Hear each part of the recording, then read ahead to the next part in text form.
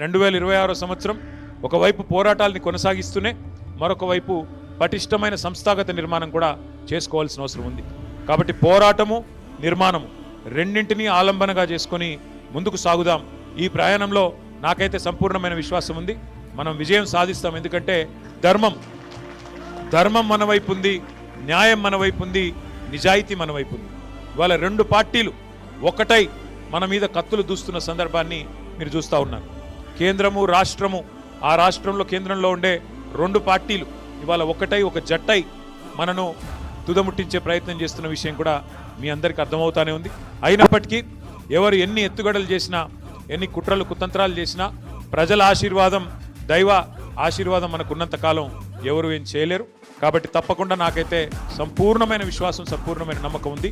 2028వ సంవత్సరంలో తిరిగి మన నాయకుడు కేసీఆర్ గారిని ముఖ్యమంత్రిగా చూడడమే మనందరి లక్ష్యంగా, మనందరి ధ్యేయంగా కలిసికట్టుగా ముందుకు సాగుదాం.